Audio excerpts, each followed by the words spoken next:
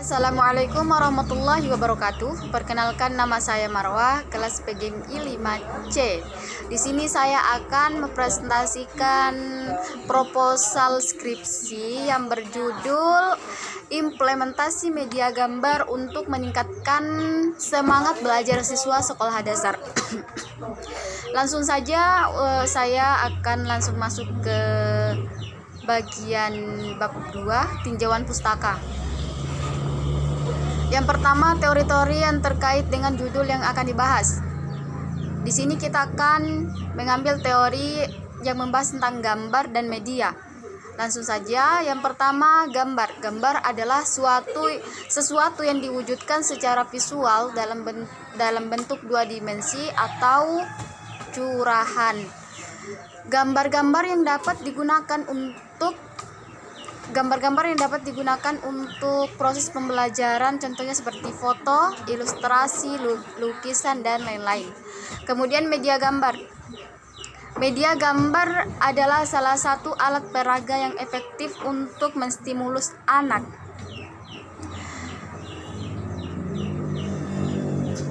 Menurut pandangan saya sendiri, media gambar ini sangat bagus digunakan untuk menyampaikan materi, karena gambar tersebut dapat disaksikan langsung oleh peserta didik, dapat dirasakan langsung, dapat dipandang secara langsung.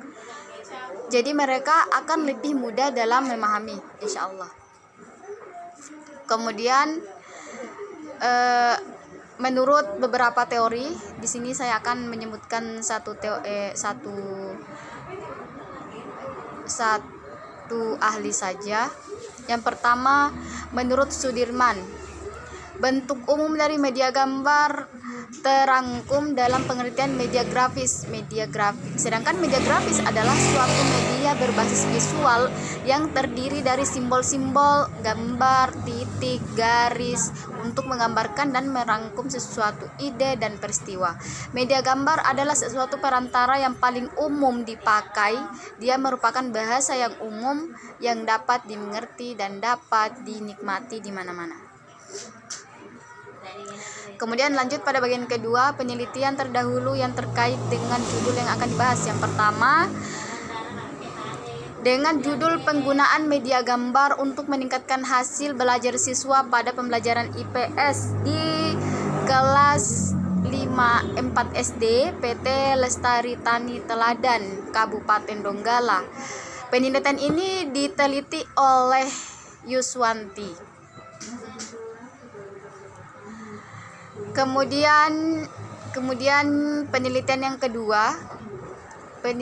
kedua ini diteliti oleh Nina Sundari dengan judul penggunaan media gambar dalam meningkatkan keaktifan siswa dalam pembelajaran pengetahuan sosial di sekolah dasar.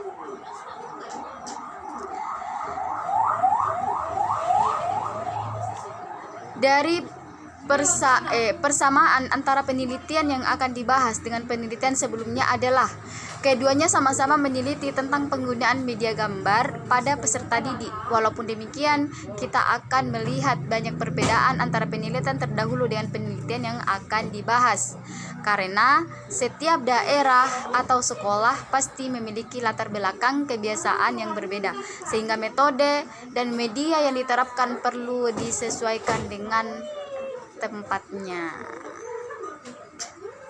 Yang ketiga, penjelasan terkait mengapa penelitian ini perlu dilakukan berdasarkan studi pendahuluan atau tinjauan pustaka. Penulis dapat menarik penjelasan bahwa penelitian ini sangat penting dilakukan dengan melihat penjelasan yang telah ada pada halaman sebelumnya, sangat menunjukkan bahwa penelitian ini perlu dilakukan sebab penelitian ini bisa menjadi kontribusi untuk pendidikan agar dapat meningkatkan proses pembelajaran dengan baik. Salah satu faktor yang bisa membantu dalam keefektifan belajar adalah dengan menggunakan media pembelajaran. Salah satu media pembelajaran yang menarik adalah media gambar. Oleh sebab itu, penelitian ini dirasa perlu.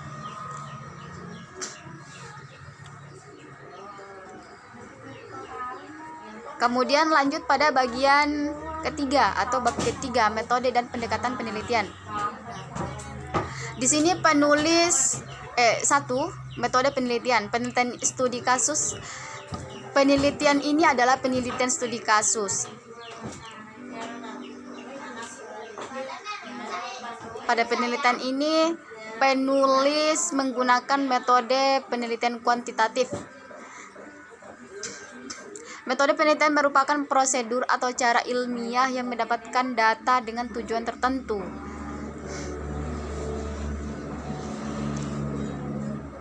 Kemudian yang kedua, pendekatan penelitian. Penelitian ini bertujuan untuk melihat peningkatan minat belajar siswa pada siswa-siswi MIDD-ILAPEO melalui penerapan media gambar oleh guru dalam penyampaian materi pelajaran. Untuk mengetahui hal tersebut, penelitian ini menggunakan pendekatan analisis statistik, di mana hasil dijabarkan dalam bentuk angka.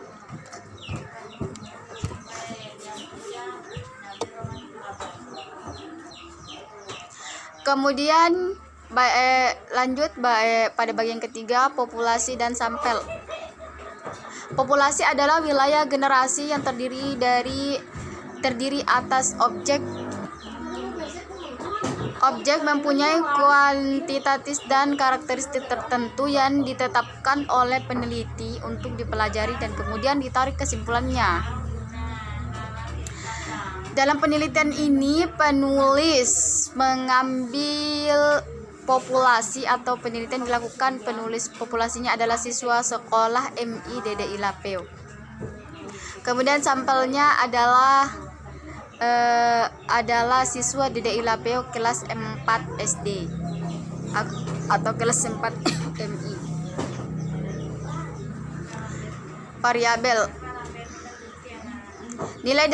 Nilai dari orang, objek, atau kegiatan yang mempunyai variasi tertentu yang ditetapkan peneliti untuk dipelajari dan kemudian ditarik kesimpulan. Adapun jenis variabel ada dua, yaitu variabel dependen dan variabel independen. Variabel independen atau variabel bebas dalam penelitian ini yaitu motivasi belajar siswa. Kemudian variabel dependen atau terkait dalam penelitian ini yaitu prestasi dan hasil belajar siswa. Kemudian lanjut kepada instrumen penelitian. Instrumen penelitian adalah alat bantu bagi peneliti yang digunakan untuk mengumpulkan data. Dalam penelitian ini penulis menggunakan dua instrumen. Yang pertama observasi. Terus yang kedua wawancara. Terus teknik pengambilan data. Dalam penelitian ini penulis menggunakan dua teknik, yaitu observasi dan wawancara. Sekian dan terima kasih presentasi saya. Mohon maaf atas kekurangannya, Bapak. Assalamualaikum warahmatullahi wabarakatuh.